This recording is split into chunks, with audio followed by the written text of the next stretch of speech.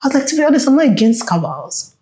If a cabal has a certain goal to actually grow and be positive about the industry or positive about whatever it is, then that's fine. If I ever did this business based on what somebody felt or tweeted, I would have. I'm not even on the Twitter. I think people always feel like if I don't dance, will I make a blockbuster title? And I think that's so unfair. It irks me.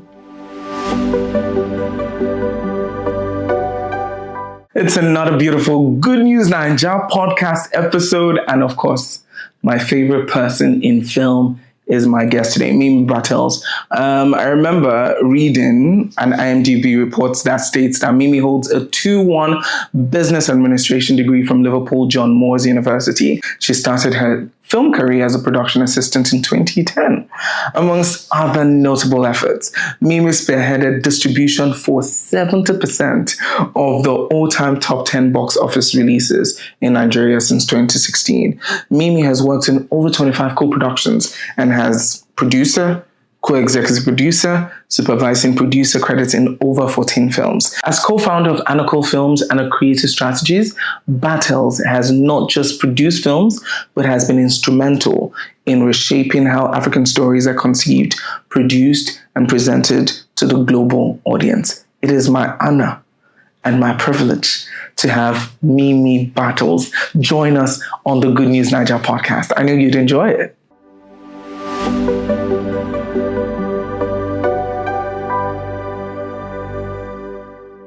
How much has your life changed since you moved from Film One? Like on a scale of 1 to 10 or like percentage? 1 to 10.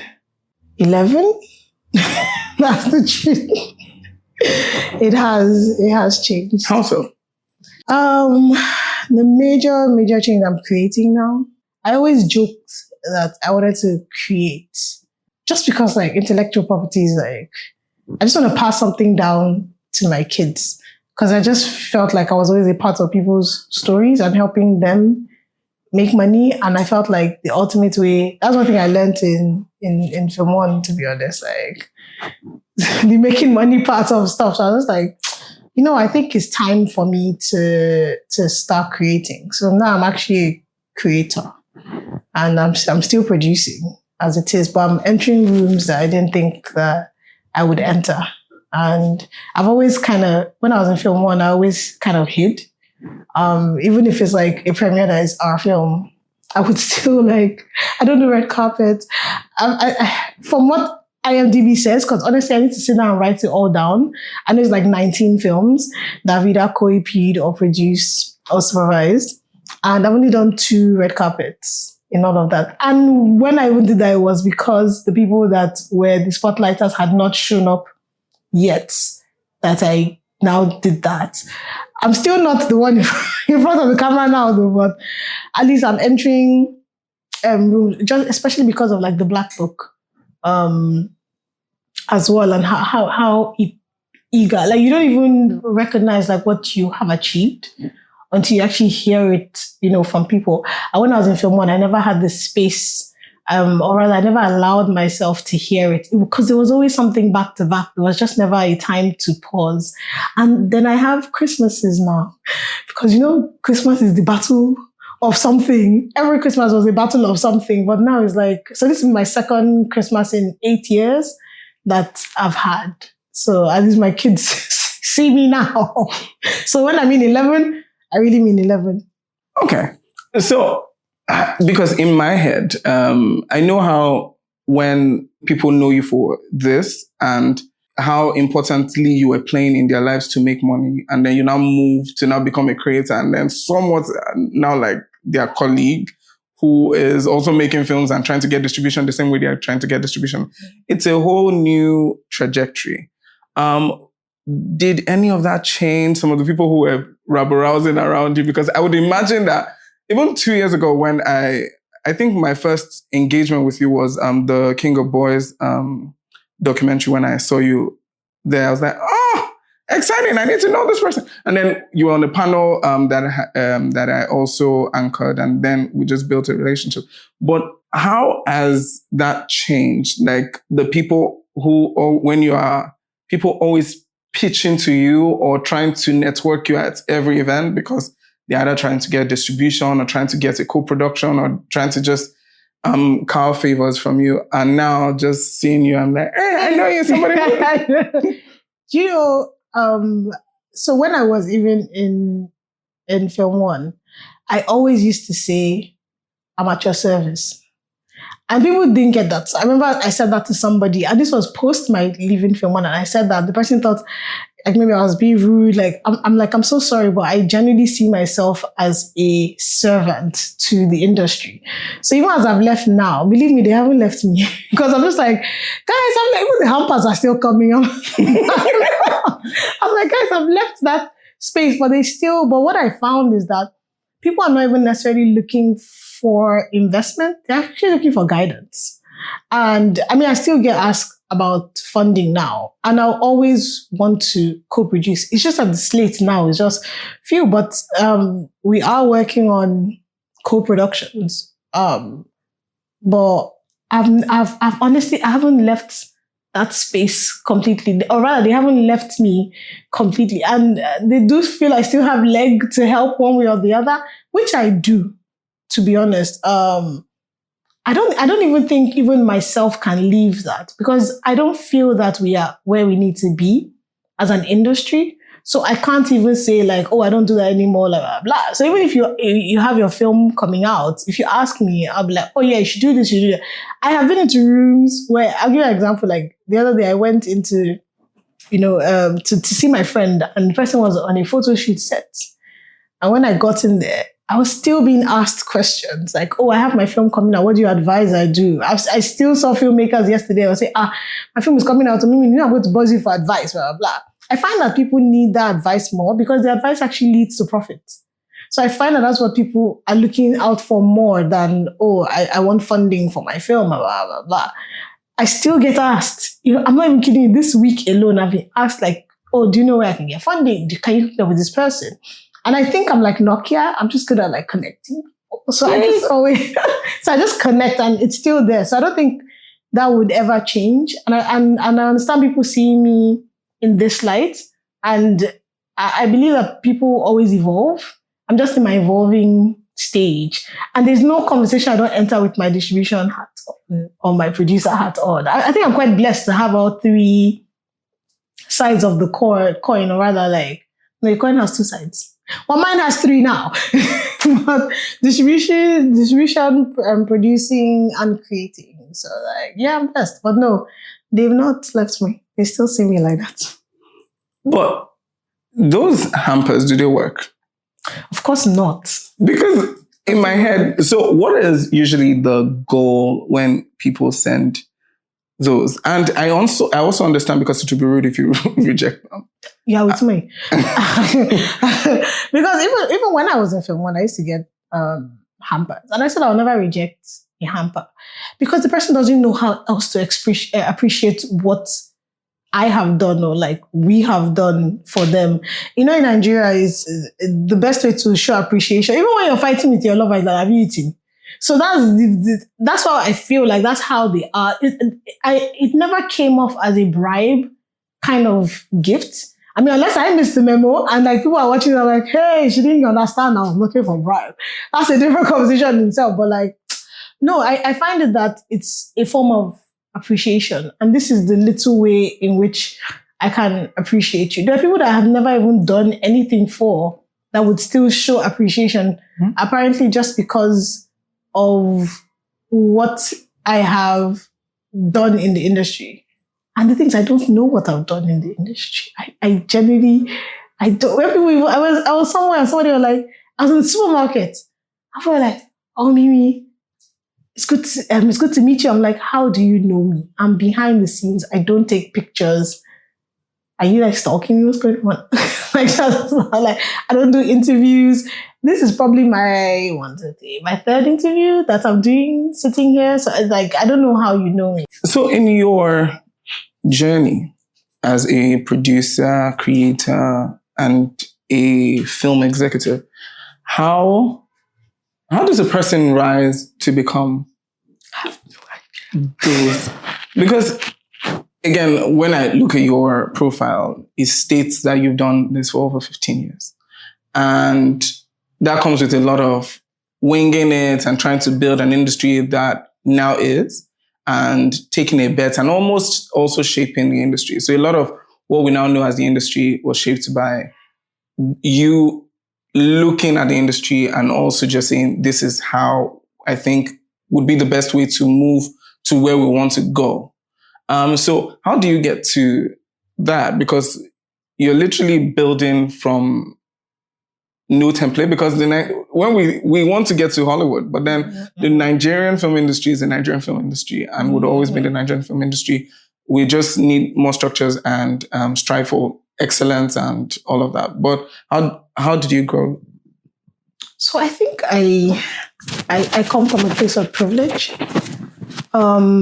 because I happen to be surrounded by people who had the same goal and dreams. So it wasn't hard to pick up. You see, the thing is, again, I don't even realize I'm doing what I'm doing until after it's done, or interviews like this. I mean, when I got into, funny enough, I was interviewed for a marketing position, head of marketing. And then, but that pay was higher. And then I was asked to, there was another position that was assistant operations manager. Then I asked, like, what's that position about? And they said, oh, it's basically like, you know, the actual numbers of the thing and the distribution. I was like, I want that one. And they're like, no, that's the, I mean, I don't think I would have cut it as well as, like, you know, the marketing manager I was hired, to be honest, but like, that's the one I wanted because it was easier for me to shape. And even when the company got like the Warner Broses and the Sonys of the world, I'm not interested. Is this Nollywood I want? Because it just allowed me to play. Like you said, like I was working with a fresh template, and I just recognized, because I realized that like I love film. I love music and film. See, it all works together. Oh God, that's such a mom joke. Oh my God. But I love music and film. So I actually started, when I moved to Lagos, I actually started in music. But I was like, no, this music, I don't understand this, because they're not quite as organized as I would have liked them to be. So like, let me go into film. And then I realized that, like, because I have an economics background, I was like, so I can make money in film? Like what I actually like to do? This is my dream job. And then I've been trying to prove this finance thing that my mother has been on me, in which the plot twist was that I thought my mom was in finance, but she was in HR. So really I went against her will. But anyway, that's by the way. And when I first got in, I remember I saw one of my first films. I saw a trailer and I said, I'm not doing this. I'm not releasing this trailer out to the world. And I'm like, this does not represent the film at all. So we went to like cut a new one. And then that now became a thing, because for me as a distributor, my job is to look at a film and say, how best can I make sure that this film shines? And if I start seeing little things like this, that, oh, this trailer is going to kill the numbers for this film. And it was actually a Ghanaian film that was released in Nigeria. And if you know, Ghanaian films don't track that well in Nigeria. But from seeing that trailer, because there were Nigerian elements in it, we cut it around. That Don Omokwe, I can never forget. I said, Don, this trailer can't go out. Help me. So he went to go and cut it, because he was working in BBC in the UK, and he moved to Film One as well. And that's kind of where it just, spiraled. And that's when I think people started realizing that, no, I'm just thinking about it as I'm having this conversation with you, to be honest. I've never thought about it before. I think that's why people started seeing a certain quality in what Film One would bring. I think my last count was like 110 films that I had distributed. So imagine like looking at all these films and saying like, what's the best look for this? What's the best look for that? Blah, blah. So it's not necessarily that we're working with a new template. It was just that, how can these films have the best day in the spotlight? If it now became a template, we apologize, but that was not what the intention was. The intention was just more of, filmmakers have invested money in this film.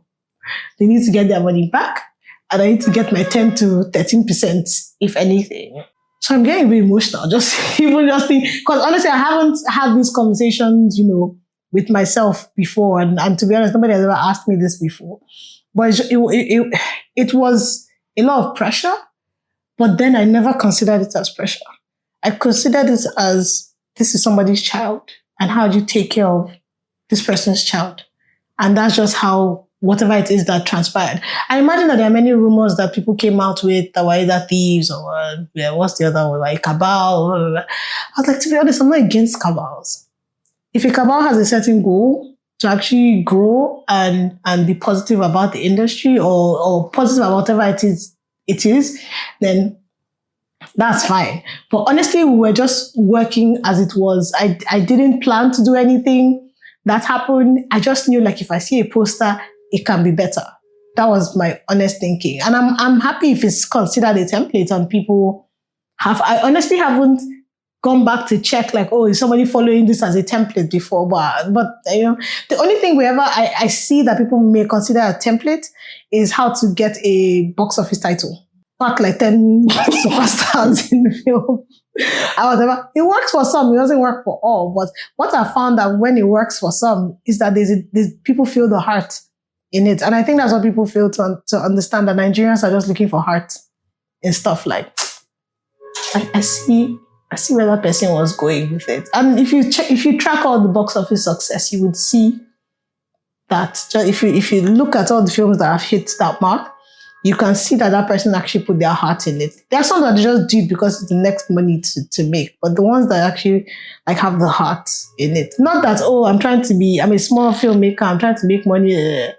There's a heart, but yeah. Now, because when I think of Nollywood and blockbusters now, there are some people who, everybody's now very concerned about how their posters look.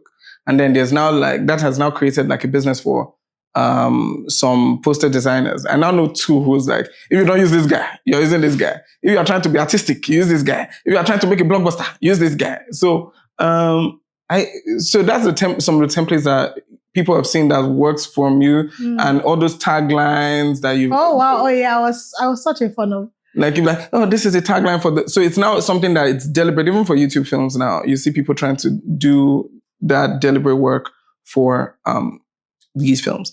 Whenever I'm thinking of film money, which is something that you are very involved in, I try to think of it from the Naira perspective, which is our spend money, and then also think of it from maybe an auxiliary currency, like maybe the dollar or the euro or pound. But when you convert it, it doesn't seem like a lot of money, the monies that we sometimes celebrate here. But it's still important for the industry that we're trying to build. So how do we marry this conversation about a growing industry that is trying to attract the world? And because you're in these rooms and trying to sell these stories and trying to make sense of these, even make films that are very big that can compete and all of that, how do you make business sense of the profits and the losses? I always say this thing, like, what do you measure as success? Say me and you do a film now and the film makes 40 million at the box office. Some people will say like, oh, it tanked. But maybe I made the film for 2 million. So I'm walking away with like 12 million naira. I'm laughing all the way to the bank. You're laughing at me. But I'm at the bank looking at you, laughing at me. So I think that's what confuses people sometimes, because you can't really compare with a country that has like 10,000 to 20,000 screens in comparison to a country that has like 80 screens. And that's actually where the business, that's why it looks attractive. That in a country where it's not even a triple digit number, it's making these numbers.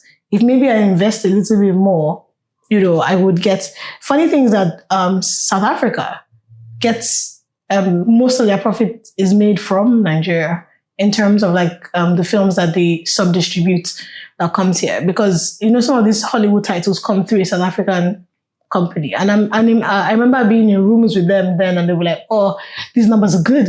I'm like, okay, thank you. But if you're looking at it like, oh, abroad, this is how much it made, blah, blah, blah. But for them, that's one film. You're looking at a volume of titles. So as much as if you convert, and to be honest, what year were we converting? There was a time that Naira was 100 Naira, and now that is 1,700 Naira, if anything. But that's even by the way. It's not necessarily the amount comparing it to the Hollywood titles. It's how much was put into the system that you're not getting out of. That's what people don't understand. So even when I know films that back then, like 2016, that would like 70, 80 million in box office, but you don't know how much they made the film for. So they can actually afford to make these numbers and be okay. If you like convert it and say, oh, only $70,000, so now to them, they've made like a good calculated 3% of that. That's what they walked home with. So I think that's where people always get it wrong. People don't honestly understand the numbers game of film. Of course, even if you convert the Wedding Party numbers and A Tribe Called Judah and all of Funke's, successes, it's still about that same, cap of dollars. But it helps that those films help other filmmakers abroad even enter the room. Because they'll be like, oh, near Nollywood, I saw this, I saw that. So I don't think people realize if not, we would have all packed up and said, we're not doing this film thing again now. But I don't think people understand like the magnitude of what a Wedding Party would do, or a Funke's film would do, or a Twain Abraham's film would do, like to the people that are outside. I know people that I didn't even think were in the abroad space, and I met somebody there and they're like, oh, and that person, somebody in Nigeria, like, oh, somebody called me from there. And I'm just like, but I know that person's film did not even release internationally. But the fact that they have been encountered or they've seen, because the yearbook did play a very big role in terms of like investments into, I still know people that want to invest in this country. Another thing that we should be looking at is the community cinemas. And I didn't even realize that the government even waived, if you wanted to open a community cinema, you don't have to pay the licensing fee for that. In comparison to you owning, I guess a luxury cinema, if you want to call it that. So I don't think people are understanding like how much is being achieved. And I get it. It's our way to only see the surface. It's our way to only read the one line. And that's fine. If I ever did this business based on what somebody felt or tweeted, I'm not even on the Twitter. So I can't even help whatever anybody feels. But ultimately, you converting the amounts, it doesn't even depress me because I understand what it means to sell one ticket in Nigeria. First of all, even in Lagos, even if Lagos occupies about, I guess, 47% of the market now, do you know it is to sell one ticket? A lot of TikToks. Do you understand? You are dancing. Hey, Father God. I'm PRing it. And PR is not as is. And anyway, let me not even. I have feelings on that topic, so let me just leave that alone. But yeah. We are not leaving it alone. No, I don't mind talking about it just because of the context of the question you asked. I didn't want to now divert to something else. But how do you decode? For you, decode a cultural phenomenon because Funke has had like a back-to-back, even Twain Abraham. Now it now feels like a December war, and then a December. Everybody wants to be in the December. And that's the keyword that you said, and I love that you said that it feels. What they've done is they've created a diverse market with their stories, and maybe it's part of the job as well. I can see something. And I can tell when it's going to be a slam dunk. Because even with like Black Book, apparently I'm the first person that DT ever told about Black Book. I didn't know that. But when he told me, I was like, this is going to be a hit. I'm investing in this. I was already on it. I knew I was going to put money in that. But then the budget started. It started go. So I didn't know how. And the thing is, I don't blame anybody because it hadn't been done before. And I had a board. How am I going to explain that this kind of money in 70 cinemas at that point, how are you going to make your money back? And then if you had released in cinemas, the exclusivity would not be there anymore. So you won't be able to get that, higher fee. But once I didn't even read the script at that point. once I heard about Black Book, I was like, he's inside. So I was actually involved with him till like script development of it. Like even when they were shooting, I was still going to set because at that time we had recognized that we can't invest, in the film anymore. But there's just a certain, should I call it je ne sais quoi? One thing I think I'm blessed with, and I hope others are too as well, is I know what Nigerians, I don't think Nigerians know what they like, but they know what they don't like. So it's kind of easy. All I do is I tap into myself as a Nigerian. I know I'm a bit bougie. Let me ask me up. I know that I am, but there's a core inside of us because if you think about it, all these films, you have people that are buying out cinemas to watch it. Why are the upper class coming to come and watch these films that are apparently about the ghetto or something? There's something that we ultimately connect to. And I feel like everybody has this experience. They just don't want to tap into it. Maybe I just did and other people that are distributors do. But there's no decoding of this thing. I think what people just forget is that I never use myself as a template. I always think of what the next man would like. And I think if people just focused on how do I make this story relatable? People forget that very important word relatable. As far as anybody can understand, Marvel's is one of the most relatable films ever. Because when you're going out with your friends, people assemble. It's just that you don't have superpowers, but then you have superpowers in your own right. I'm sure you've seen this TikTok thing where you see, the friend in the group chat, the one that replies on time, the one that did it. Everybody has their own kind of superpower. So Marvel and the industry of superheroes are actually relatable because people also want to be saved. So it's that when you're writing these things out, like when your story comes out, it's like, how do I see the beginning and how do I see the end? And most importantly, I always work towards how people feel. Speaking about decoding, these titles and all of that. So, and then you were talking about the fan bases of these people as an important factor. Mm-hmm. And an important factor for the numbers that you see. Because I think people don't think I'm going to go controversial here. But I think people forget the power of new IP. And I'm very interested to see what Something About the Bricks does. Because that's she doesn't have any existing IP in the space. And I remember when the film was being shot, we all knew that film was being shot. And I think sometimes it's to take risks. And I say that coming from running a production studio and also in distribution for 8 years combined. Because the Black Book was new IP, and there are babies that are under it that can be pulled from it. I think people always feel like, if I don't dance, will I make a blockbuster title? And I think that's so unfair. I think it irks me because this is a woman that, and of course, point of topic here for Funke is because she's the highest selling of all time as it is. So that's why we are discussing her. Because this was somebody that was really in her lane and was already dancing.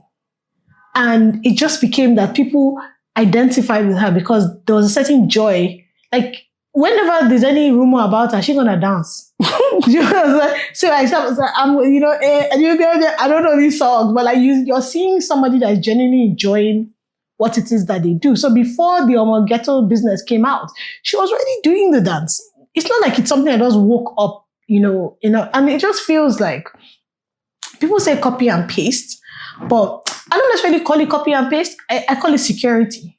Now, because I've seen somebody that has done this, if I do it, I also will achieve it. But people forget that there are ingredients to actually making soup. We can all make stew, but there's no stew that tastes the same. There's no chef that will cook stew and everybody's own taste the same. We might all use the same ingredients, but there are many ways to, as they say, skin the rats. But I think it's very unfair to say, if you don't dance, you'll not make. But even I make the jokes as well. But like, I make the joke in terms of that, like, just do your own. If you do your own, Shebi Demi released film, did he dance? All's Fair in Love. He did one dance, and that was it. But it seems to be like a continuous thing. It's not a copy and paste scenario. It's the same way Wedding Party came out. And even Kunle's films is that if you follow this model, you're going to get a box office title. The same thing, bless you, templates. That if you do BTS, if you release BTS first, then if you introduce all your crew, then and everybody just start following. Like I guess it's an homage to the Empress herself. But when they started doing Wedding Party, I don't remember Mohabudu doing a dance. She didn't do a dance. That would be so weird. I mean, it's now that my mommy will come and do that, if anything, and I tease her about it because I could just tell a woman that is in her prime and is enjoying her life, and the best dance she can do is two hands. But if everybody is releasing a film, you don't necessarily have to do this thing. So it's that this new IP. How can you coin? Let's use Deadpool, for example. Ryan Reynolds knows that I am a joker and people don't take me seriously. So I'm going to use this thing about me and sell this film. The same way Deadpool was sold was not the same way Marvel, whatever was sold. Avengers, thank you. It wasn't the same way. So that's what I was trying to remember. I kept saying Marvel films. But anyway, it's still the same. It's not the same template they used. Even as they were doing Wicked that came out, how they started in the film were two sisters locked in arms and like, oh, you look so good. Oh, bless you. You are loved. Blah, blah, blah. They knew what they were doing. Somebody sat in the room and coined that thing. Or they saw it the first time I said, this works. The same way Lady Gaga was selling A Star is Born. Yes. She made sure that in every situation, say, there are many people in the room, but there's one person. Why was she replying? Because she knew that it was going to pick up. People were going to start making fun of it and they're going to be like, let's play a drinking game to this. You have to literally see your film and think of what's the best way to market this film.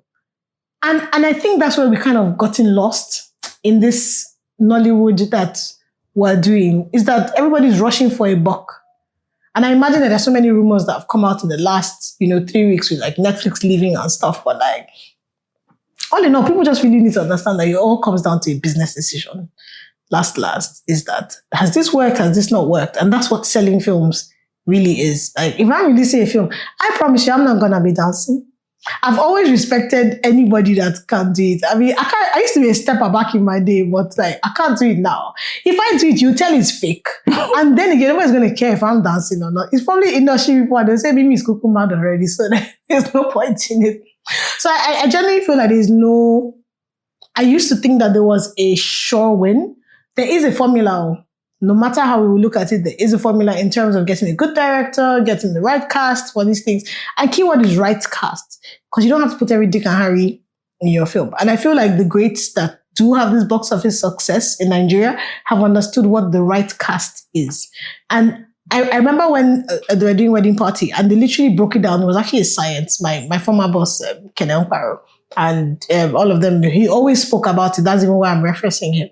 He broke it down in terms of, if we're putting this person in this film, this person has this kind of connection. If we're putting this person in this room, this person, if we put these people together. Remember when this happened? I mean, we thank God that Banky and, Adeswa fell in love. So it just kind of all worked out. And he was like, yes, we have a thing. It's that they focus. If not, why would we be mentioning that they're engaged? You worked to the title. Just work to your title. Why sit down in the room and actually say, like, what do I need to put together to actually market this title that actually reflects the film and my persona? Not something I have to create. And even if you have to create a persona, call it something else and say, because I love how DM is always insulting AY. Every time they're pushing the waiter, there are just many ways to sell a film. But sorry, I generally have feelings about this. That's why I just think it's unfair. I love it. Would you say, so a lot of, and I remember it was one of the conversations, the first panel I interviewed was, we spoke about how a lot of people somewhat blame like this trope of, what sells in the Nigerian context is comedy to you. Do you agree that, because again, you're still the same person who greenlit and pushed titles like King of Boys, but then a lot of these conversations are like, there was a time that it became very popular that was like, you have to make a comedy or put a comedic character in a story. This is exactly what I'm saying. Is that Nigerians, the problem with us is that once we see something hit, all of us are going to run. No matter what it is. If it's Bitcoin, we're all going to run to Bitcoin. If it's MMM, we're all going to run. If you check our fundamental personality as a nation, is to run towards something that you feel is going to be a success. The only reason why that comedy, you see, that's why I get annoyed, because it's the same thing about like, if you dance, you sell a film. Is that comedies just happen to be what that person felt like making. And the first reason, and if you ask any of them individually, why did you choose to do a comedy out of everything? They're going to tell you the truth. The country hard. People just want to laugh. People go to the cinema to escape. And the best way for a Nigerian to escape is to laugh about it. We're going to make a joke, whether it's Tinubu has now become T-Pain or something's going to happen. Like, it's just our very fundamental thing is to turn things into joke. That's the only way you're going to survive as a Nigerian. So no, I don't believe that even when we greenlit Adire was a film that was tackling very deep issues in terms of like the religious versus hope. Let's put it in the most simple way. That's what it was, because it was a whole religion versus a woman that you deem a prostitute, and that's all you ever, see her as. So when, and to be honest, when some of the most successful titles, that's my problem with us. Let's go back in time. How many comedies were hits? Living in Bondage wasn't a comedy. Irapada was not a comedy. EJ was not a comedy. Comedies came really when AY became the Guinness World Record holder. Suddenly, let's start doing more comedies. And then everybody now suddenly said, oh, it's only comedies. And I just feel like our problem as filmmakers, I'm not even talking about the big ones or whatever, even at the lower level, you're so focused on an unnecessary anger. I'd rather you be angry about the Harvey Weinsteins of the filmmaking industry or taxes. Do you know how much taxes are being charged when you release a film in cinema? At least I know they charge entertainment tax, VAT. No, it's VAT on it. Withholding tax. Go and fight for those.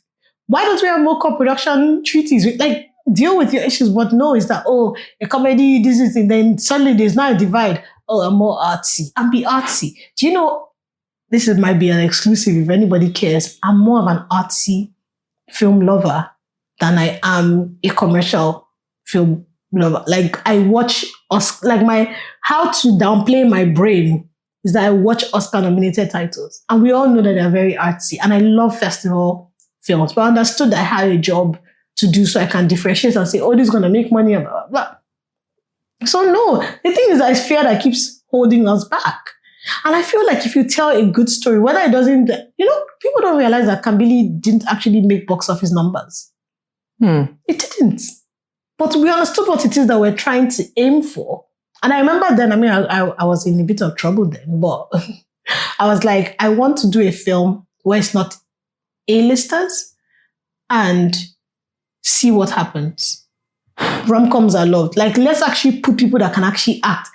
I had never, in fact, I didn't even know that I knew Venita. Like, she was a friend of mine's friend, but he always used to talk about her, but I never knew her. I was watching Africa Magic one day, and I was watching Unmarried, and then I saw her and I said, who is this woman? And that's honestly how she was. So I was genuinely just looking for people. Like myself and Kadi were just looking for people, and the writer as well, that who can actually act and put these things. And I was like, you know what? I mean, Nancy's my bae. I love her. And I was like, Nancy is always second fiddle. Let me make her prime this time. Let's show the world. I mean, I think that's more of a card they call, to be honest. And then that's what happened. And Kambili gets relicensed at Netflix every time. That's why you will never just search for Kambili and it's not there on Netflix. So no, it's not a comedy. And that was even a romantic comedy. And we all know that rom-coms don't even do that well. But they do better on streaming services. So no, it's us that has put this is comedy in our mind, because the films that you saw were making the money that you would like to make at the comedies. Nigerians like what they like. You can't force things upon people that they want. If you cut your trailer, that's why the trailer is so important. If you cut a mad trailer And when you were shooting your film, you thought about this is the part that if I put it, like I watched Suspicion. And honestly, when I watched the film, I said, there are even more parts in that film you could even put in this. Like, what are you, like to me, it just blew my mind. Like 1000%. So like, I don't know, I'm tired of us sometimes, but I can never get tired of us because I love this industry way too much. It is what it is. But yes, I hope I've answered your question with all the passion within me. Yeah. So, how do we position African stories on the world stage? Because now we are having conversation, which is why I was very excited because for Black Book and what it did for every Nigerian filmmaker, whether they accept it or not. Like, Edity was traveling the world and engaging the world, but then it was important that was reflecting on the possibilities for us as an industry. How do we position ourselves, every other filmmaker? Because again, beyond box office in December or during the holidays or anytime you put it out in cinemas, there's also an international market that a lot of us want to access. So how do we position ourselves for that? You know, I'm so glad you mentioned Edith traveling the world because people don't even realize how tired he was. Like, I was saying he will post one picture of like, I used to always tell him that I feel like you do these adventure stories because I feel like you want to tell like one adventure story one day. That's why you do these things. But he just genuinely likes to do. But the man was exhausted and he couldn't turn it down because every time he kept thinking, like he's not a martyr or anything. Just like myself, is like every time he kept being invited for something, is that I'm putting Nigeria on the map. I'm opening doors because he really did want cinema. He really wanted, like everything he was writing was towards cinema, but the numbers just weren't adding up. And it hurts him to his bone that like, why can't I make this number, you know, in the cinema? But I imagine that people have different impressions of what they think that they ultimately know. And he did everything on his own dime. I don't think people understand that. I mean, he had like 10,000 EPs. You know, and the thing, of course, everybody's going to get their slice back and everything. He did everything on his own. And I thoroughly respect him for that because I'm a lazy filmmaker. I'm in my house going like, so you have landed? We thank God.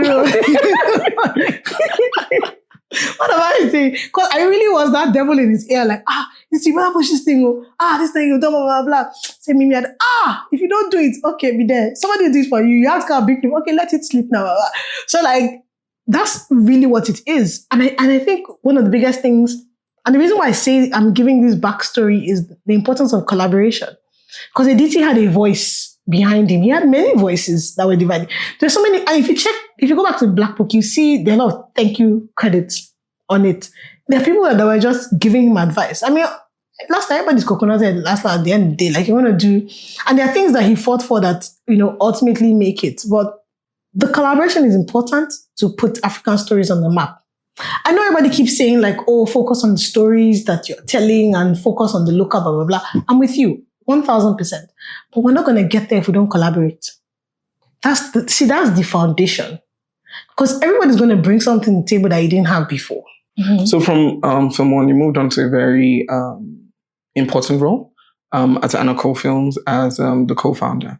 How important was it, and what is the goal for you with that move? Because now I hear you say you're now a creator, but what is that like? Because especially when you now put into perspective, there's all your experience from distribution, but then you're also thinking of an industry that you want to engage with people having fears of investment, with the rumors of this is what Netflix is saying, or this is not what Netflix means, or this is what Prime is doing, and this is not what it is. To now finding stories and now being a creator, what does that mean? So I feel like it is scammed me. I mean, I first took I don't think many people know this. I took a 3-month break. I didn't know where I was going. I just knew that I was tired and I needed to rest my brain cells. It was in that space of, I'm tired. I think it's now snuck in. And I was like, okay. I mean, we weren't even talking co-founder. It was just more of like, now that this is everything that we're trying to achieve, this Anakle Films was starting from the beginning. You know, Black Book was the the door that opened, but like every single thing now is that we're starting from the beginning. And it's important because I'm now, literally creating, because I'm also head of creative, as well. So I also shepherd ADT's vision as well into the industry so that he can just focus, because he spent a very long time building.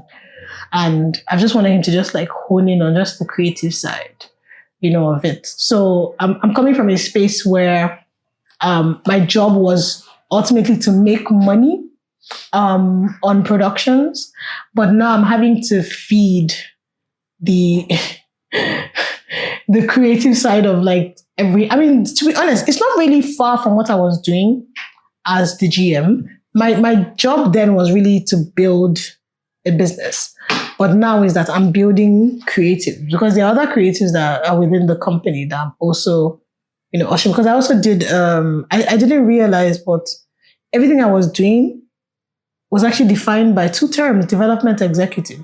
I didn't know that that's what I'd been doing all these years. So and the development exec is really the shepherd of this thing. A development exec's job is to help the writer find all the voices that they want to let out, because the writers don't always know. They start writing, but sometimes they get stuck. That's the writer's block and this thing. It's really that development exec's job to cater and to take care of. So I'm having to do all of that. And then in my own, and I feel like I started creating out of like mistake. Like, let me just write this. Voila, somebody likes it. Somebody wants to invest. Somebody has commission. One chance. That's honestly how like my life has been going. I haven't woken up and I know what it is I want to achieve. I set goals for myself. I'm very weird. So like, even if I wake up in the morning, I say, if I get up and do this today, I can have ice cream by 6:00 and that's kind of goal. So people honestly think like, I'm driven by, no, I'm not driven by money. Is that I give myself a goal in my head that if I do well today, I'm going to watch a Korean drama. And that Korean drama, because it's very euphoric. So I give myself goals for that. So honestly, I wasn't thinking like, I'm going to set a goal to be the best in blah, blah. One thing I always did know is that I wanted to be great at what I did. I just didn't want to be good, because I found I was good, at a lot of things. And coming into this co-founder space, I realized that I gotta be great at this thing that it is that I'm doing. So it's ultimately, so as a GM, I wasn't too worried about, my job was to make money, but my job wasn't to like track expenses and like what is coming into the company, blah, blah. But now I'm looking at, okay, what's the revenue for the company? What's the expenses of the company? What stories are we telling? Are we staying on point in terms of making local stories for the global audience? Are we making impactful stories? Because that's what I'm very big on. I only want to work on stories that will make an impact. Whether it is emotionally or whether it is physically or whether it is in terms of opening the doors for distribution, that's my only focus. So when I say I really care about this industry, I'm really thinking of what can I leave my children behind. I'm really thinking of like what can other filmmakers take from it. So that jump is that I'm now having to think a 480 degree at this point, not 360 anymore. I was thinking like maybe like 180 and maybe like 190 then. But now I'm having to go, as wide as it is. And I do have some respect for my organs then, because there are certain things I want to do. And now I'm like, where's the money for it? I'll put it to replace it. But I'm like, oh my God, I've become one of those.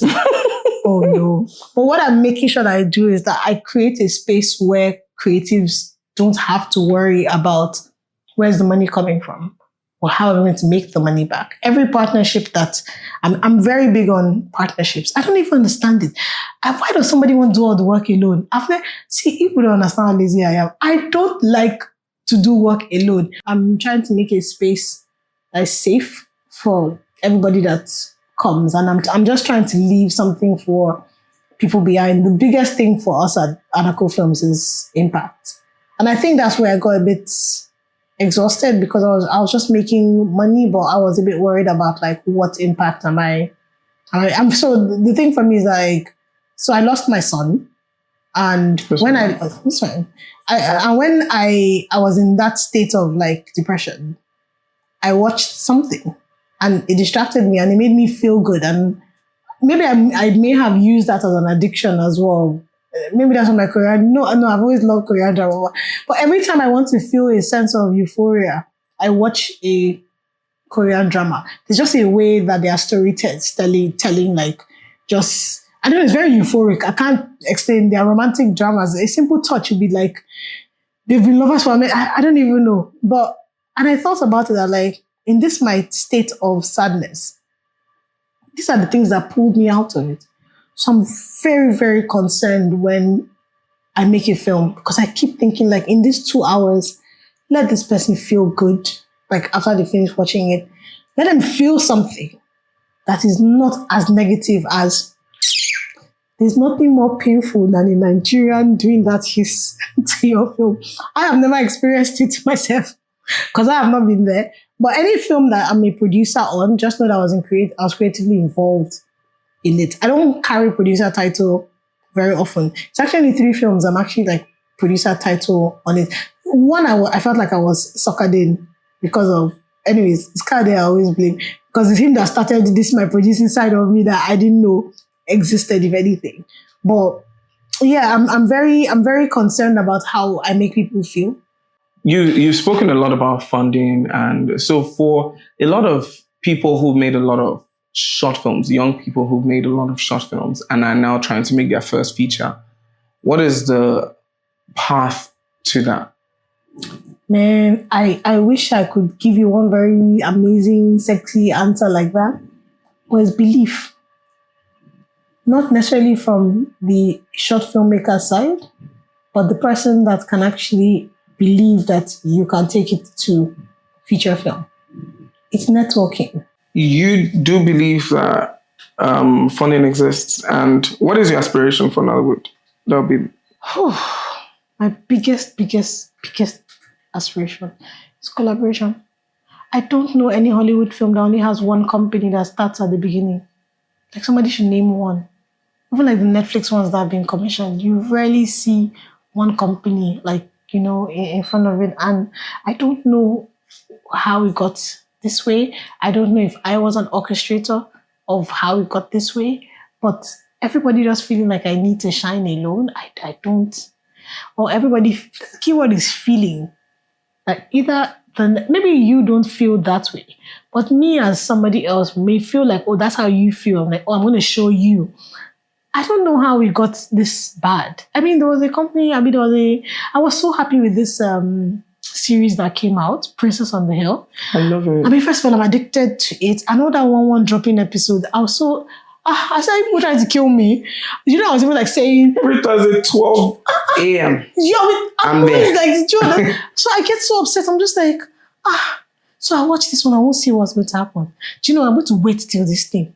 I didn't wait. I went the next week. I said, do you know what? It's okay. It's just that Showmax is not in there abroad. If not, I'd have been following. But then again, Oye is one of the people that I always believed in and whatever. That's a different story for another day. But I found out that like 3-4 companies came together to do that. Blink, Source Productions, and Saga Pictures. I was so, you don't even understand. I've been saying that thing everywhere. That, can you see? You can see the power when people collaborate. You can see the story is given. You can see the PD is PDing. Everything is happening. So like, we can actually do more if we just embrace that this work that we're doing, when you're raising a child, there's nobody that has said that they can do this thing on their own. That's how film is. That's how, series are. Before I say content, some people will be upset because people hate the word content to describe film, series, and everything. But if we can just collaborate, I just feel like there's so much more we could have achieved by now. Whether it's in the creating space, or whether it's in the distribution space, or whether it is in the actual infrastructure. But everybody is doing, let me not generalize, and let me not say that that's what is happening. Everybody feels, allegedly, that they're focused on their own, space. And I'm actually happy for these rumors that have come about, because now it's made conversations happen that we all kind of kept quiet and we didn't know, we saw what we were talking about in our houses, but now everybody's saying it. And you know what? Everybody, let's bring it to the table. Let's table every concern. Okay, now how do we solve it? How do we now make sure that this doesn't happen again? That's where we should be. Like, why don't we... That's things that will. Collaboration is my aspiration for Nollywood. I'm not too concerned about the global stage. It's something I would like. So when I say, let me be more specific. When I say I'm not too concerned, I don't want it to be that the first Nigerian film on the global stage. I just want it to be a film. Like, let's break that barrier eventually, and that a good film just came out, and the people that happen to do it are Nigerian here. Because nobody says it when, an Egyptian, makes a film and say, oh, the first Egyptian film. When nobody classifies it as that. Like, that's where I want us to be, that we're not, because now it's not, and imagine that music went through it. It became Afrobeat this and African this. Now you're just entering the same Grammy like everybody else. That's where my aspiration for it. All right, perfect place to end this. Thank you very much. This was very exciting. And I'm grateful that you brought the energy, even though you thought you Yeah, I felt dizzy at some point. I didn't really slap myself. But yeah, I'm glad. Thank you very much. Thank you. Thank you for asking me questions that I haven't even asked myself, to be honest. So I appreciate that. Good news.